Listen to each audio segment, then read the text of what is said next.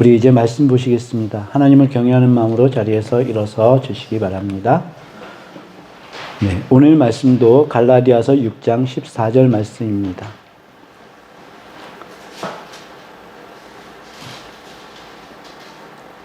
네, 다 찾으셨으면 우리 두 번 큰 목소리로 함께 읽겠습니다. 시작. 그러나 내게는 우리 주 예수 그리스도의 십자가 외에 결코 자랑할 것이 없으니 그리스도로 말미암아 세상이 나를 대하여 십자가에 못 박히고 내가 또한 세상을 대하여 그러하니라. 그러나 내게는 우리 주 예수 그리스도의 십자가 외에 결코 자랑할 것이 없으니 그리스도로 말미암아 세상이 나를 대하여 십자가에 못 박히고 또 세상을 대하여 그러하니라. 아멘. 앉으시겠습니다. 이 말씀을 가지고 저희가 7주 동안 십자가에 대해서 강의를 했습니다. 이 말씀이 갈라디아서 6장 14절 이 말씀이 여러분들에게 그 심령에 박혔으면 참 좋겠다라는 생각이고, 저는 이 말씀이 그렇게 안 외워지더라고요. 그래서 의식적으로 이 말씀을 되뇌이고 하다 보니까 어느 정도 이제 외울 수 있게 되었는데, 사도 바울의 심정이 이런 심정이었구나. 그것이 이해가 되어지는 그런 시간이었습니다. 그래서 오늘은 우리가 이 말씀을 볼 때 내가 십자가로 인해서 새 것이 된 나를 인정하는 그러한 시간이 되었으면 좋겠고요.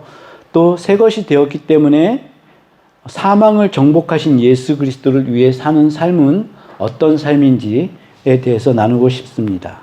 그래서 제목은 새것된 내가 세상을 이기기라고 잡았습니다.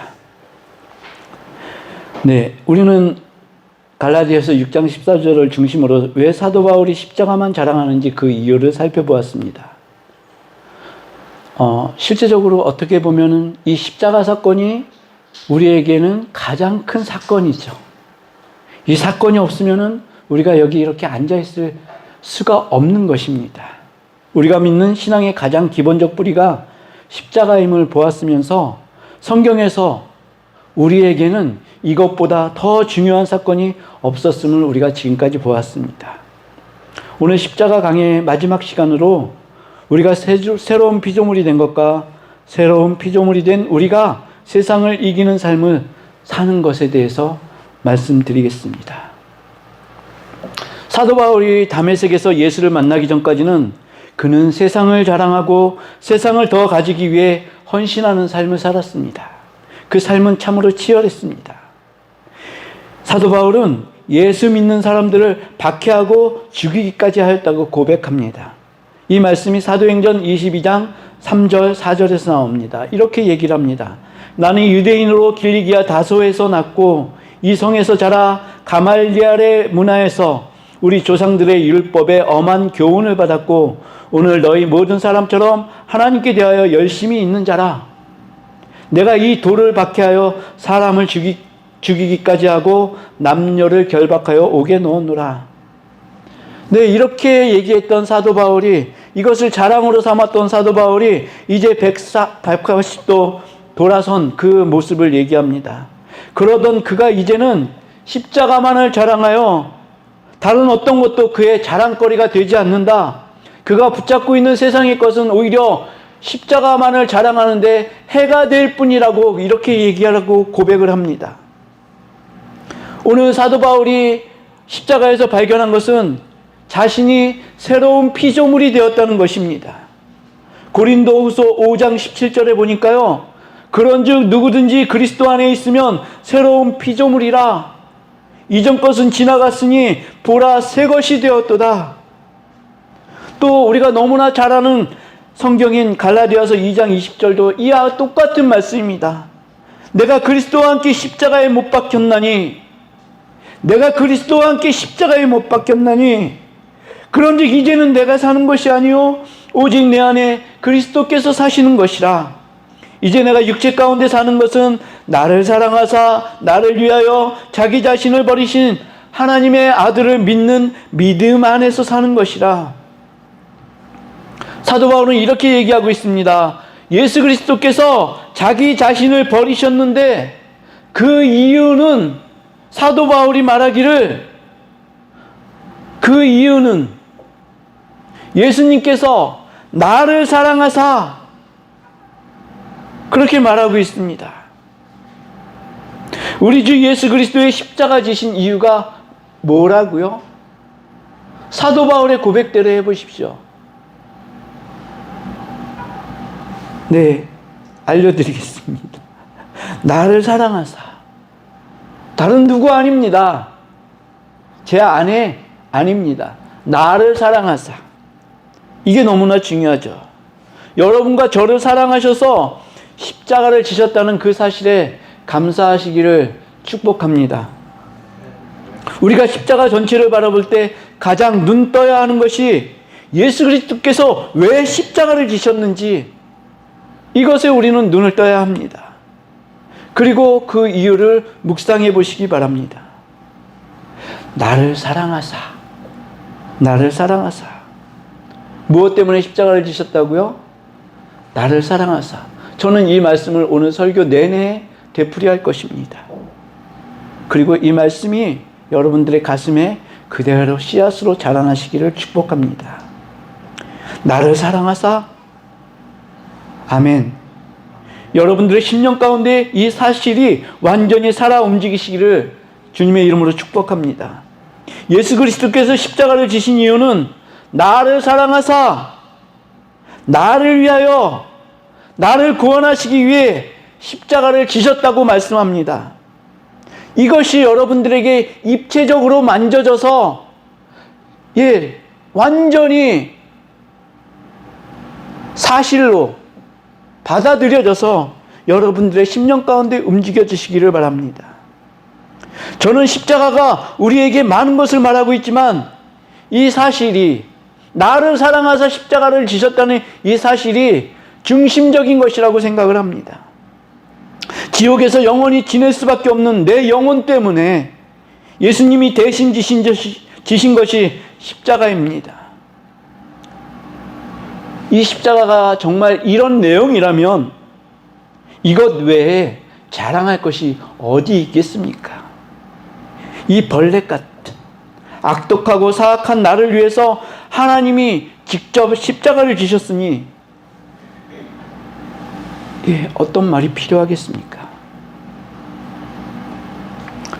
예수 그리스도께서 십자가를 지실 때요, 말로만 생각으로만 십자가를 지신 것이 아니라 육체의 고통을 온전히 다 느끼시면서 십자가를 지셨습니다. 이 육체의 고통이 얼마나 어마어마하셨냐니까요. 네, 가현설이라고 들어보셨습니까? 예수님께서 십자가를 지시는 그 시간 동안에는 사람이 아니라 신이셨다. 그래서 십자가의 고통을 참으셨다. 이렇게 얘기하는 이단들이 있습니다. 그거 아닙니다. 온전한 하나님의 아들이시고 사람이셨기 때문에 그 십자가를 온전히 지셨다는 것입니다. 그리고 그 고통을 예수 그리스도께서 직접 느끼시고 감내하시고 하셨다는 말씀이 이사야의 말씀에도 나옵니다. 그런데 이 고통 그대로를 지신 이유가 누구 때문에 십자가를 지셨다고요? 나 때문에. 누구를 사랑하셔서요? 나를 사랑하셔서. 이것을 확실히 알고 감사하며 주님 앞에 나와야 하는 것입니다. 여러분은 여러분 자신이 새로운 피조물이 되셨다는 사실을 믿으십니까? 믿으시길 축복합니다. 예수 안에서 새로운 피조물로 살고 계시는 그것을 묻고 싶습니다. 새로운 피조물이 된 것을 믿으시면 삶도 새로운 피조물처럼 살아야 하는 것입니다. 그것이 우리 주 예수 그리스도께서 말씀하신 내 마음을 다하며 목숨을 다하며 힘을 다하며 뜻을 다하여 주 너희 하나님을 사랑하고 또한 내 이웃을 내 자신과 같이 사랑하라. 이 말씀이 우리가 새로운 피조물이 되어야지만 지켜낼 수 있는 그러한 말씀인 것입니다. 사도 바울이 새로운 피조물이 되었다고 하는데 그는 예수 그리스도께서 십자가에서 흘린 보혈로 예수 그리스도께서 받은 고난으로 자신을 속량하셨다 이렇게 얘기합니다. 세상에 속한 영을 구원해내는 유일한 방법은요, 예수 그리스도의 십자가밖에는 없는 것입니다. 우리에게 가장 긴박한 일이 무엇이냐고 제가 예전에 여쭤봤습니다. 우리에게 가장 긴박한 일은 무엇이었나요? 하나님의 진노를 피하는 일이 가장 긴박한 일이었습니다. 그럼 우리에게 가장 중요한 일은 무엇이었나요? 구원이었습니다. 이 긴박한 일과 구원이 이 십자가에서 다 이루어진 것입니다. 오늘 우리는 부활주일로 지키고 있습니다. 아직 제가 목사의 직분을 받지 못해서 성만찬식을 수행하지 못하지만 그 마음만은 부활의 기쁨을 여전히 온전히 여러분과 누리고 싶습니다. 십자가는 우리에게 기쁨입니까? 슬픔입니까? 좀 크게 말씀해 주세요. 네, 기쁨입니다. 이 기쁨이 부활의 날에만 누릴 것이 아닌 것이 우리의 죄가 사해져서 하나님의 진노를 피하게 된 날이고 주님께서 우리의 죄를 속량한 날이기에 이 십자가는 부활과 온전히 연결된 것입니다. 그럼 우리는 1년 365일을 기쁨 가운데 살아야 하는 것에 동의해야 하는 것입니다. 아멘. 네, 이것에 동의하시길 바랍니다. 이 말씀을 이렇게 준비했지만 아침에 아내를 데리고 나오려는 제게 참 힘듦이 왔습니다. 갑자기 또 이제 아침 식사를 하고 자리에 누워 있는데 자기는 교회를 못 가겠다고 얘기를 합니다. 예, 고통이 계속. 이런데 내가 기쁨을 설교를 해도 될까? 네, 그랬습니다. 설교해도 되나요? 하겠습니다. 여러분은 새로운 피조물이 되었고 예수 그리스도와 함께 죽은 자가 되었습니다. 이 죽음은 첫째 아담이 펼쳐놓았던 소망 없는 세상에서 둘째 아담이신 예수 그리스도의 은혜 가운데 사는 그 삶은 온전한 희망이고 소망입니다. 그러한 것입니다. 세상이 줄 수 없고 세상이 볼 수 없는 좁은 문, 협착한 길에 은혜와 평강의 길에 여러분과 제가 서 있는 것을 진심으로 기뻐합시다. 이것은 우리 주 예수 그리스도와 함께 죽은 자들만이 누릴 수 있는 기쁨입니다. 할렐루야. 네, 이 기쁨을 우리 찬양으로 함께 불렀으면 좋겠습니다. 주 날 구원했으니. 네, 이 찬양을 우리 함께 신나게, 기쁨이 지금 임하고 있는 것입니다. 성령이 비둘기와 같이, 기쁨이 비둘기와 같이 우리에게 임하고 있습니다. 할렐루야. 네. 박수 치시면서 함께 하셨으면 좋겠습니다. 주 날 구원했으니 어찌 잠잠하리. 기쁨에 찬송 드리리. 주 내 죄 사했으니 어찌 잠잠하리. 기쁨에 경배드리리. 주를 향한 나의 사랑 멈출 수 없네.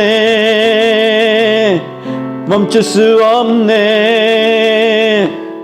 주를 향한 나의 사랑 멈출 수 없네.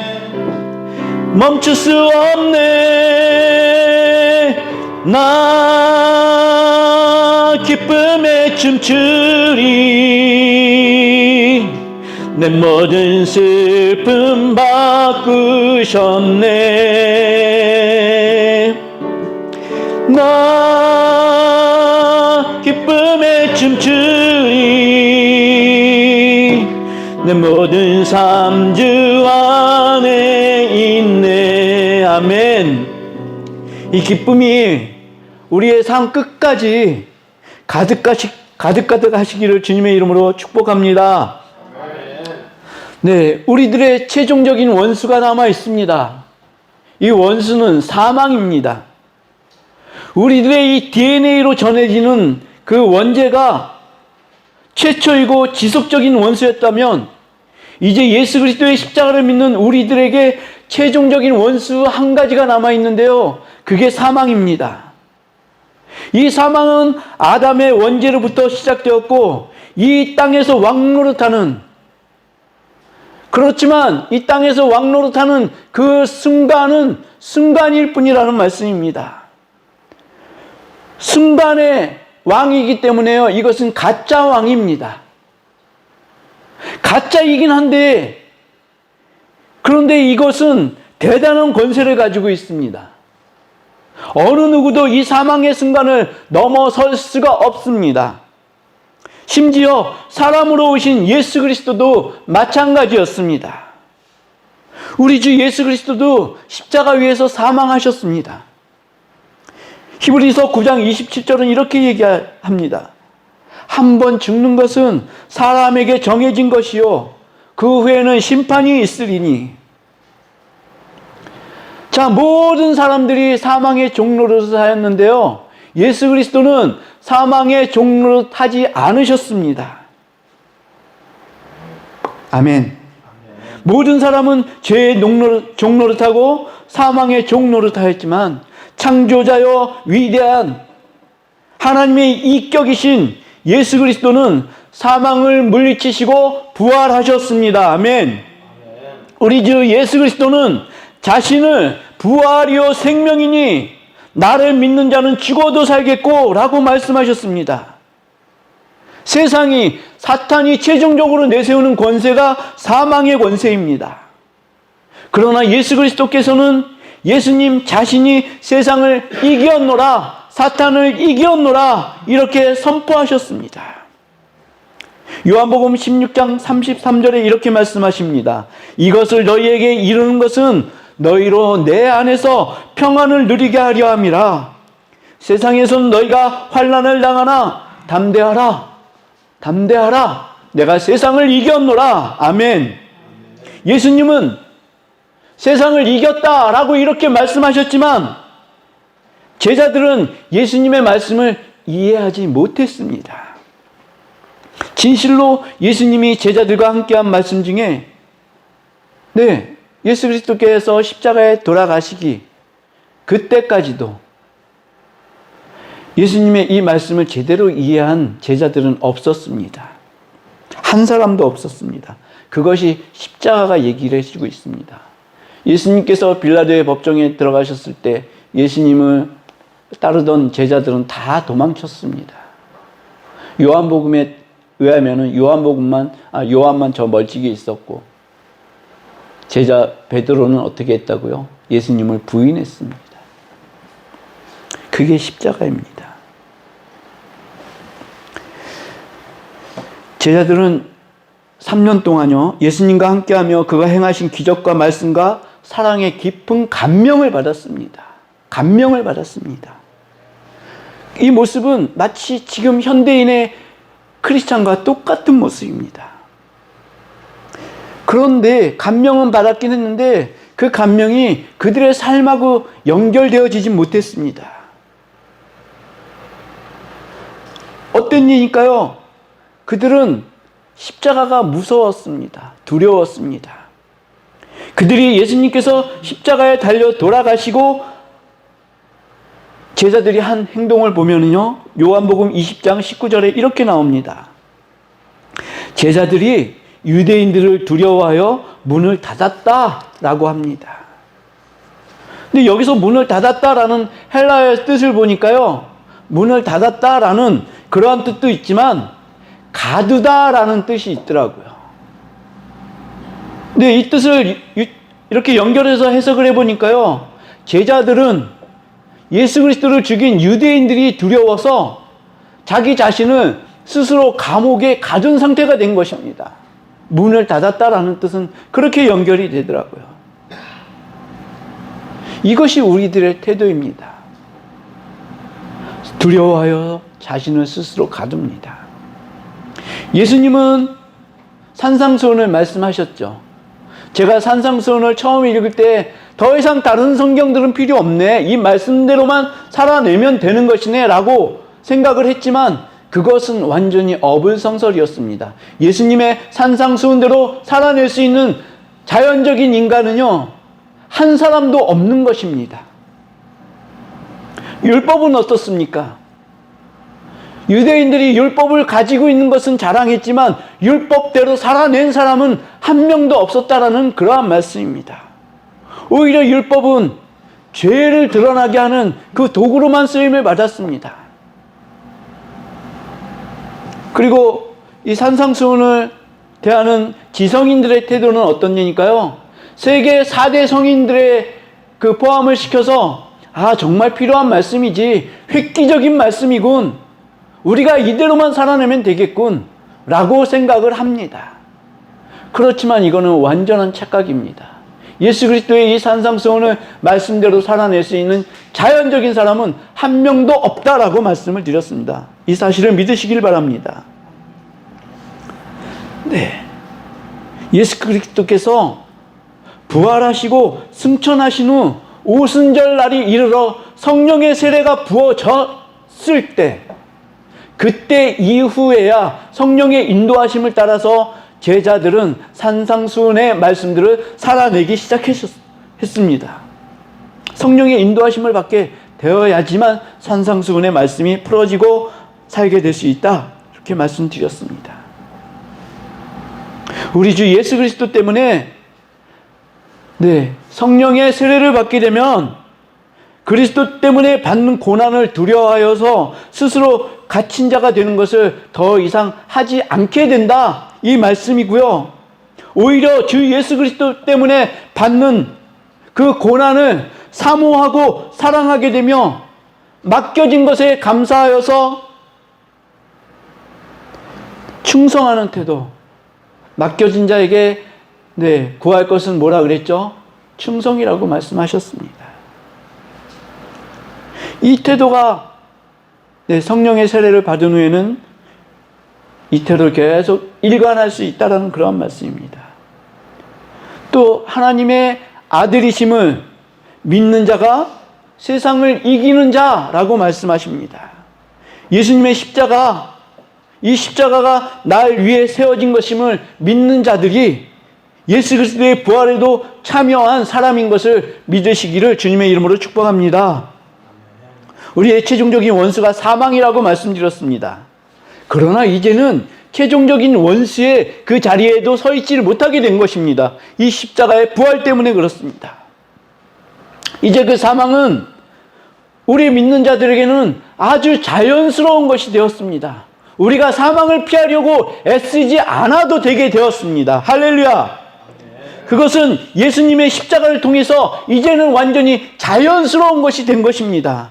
사망은 그저 자연스러움에 한정되게 되었으며 사망보다 더 중요한 것이 그 이후의 결정인 것입니다. 천국인가 지옥인가, 그것은 이미 십자가에서 결정된 것입니다. 제자들이 성령을 받은 후에 죽음에 매여서 살지 않았던 것은 십자가에서 돌아가신 분이 자신들을 위해 예비해 놓으신 처소에 대해 눈을 떴기 때문입니다. 예수님이 십자가를 지시기 전에 제자들에게 이렇게 말씀하셨습니다. 이 말씀도 역시 제자들에게는 이해가 되지 않는 그러한 말씀이었습니다. 요한복음 14장 1절부터 4절까지 우리 한번 찾아보시겠습니다. 요한복음 14장 1절부터 4절까지 이제 예수님께서 제자들과 함께 하실 때 고별 설교를 하게 되는데, 이 고별 설교의 첫 구절입니다.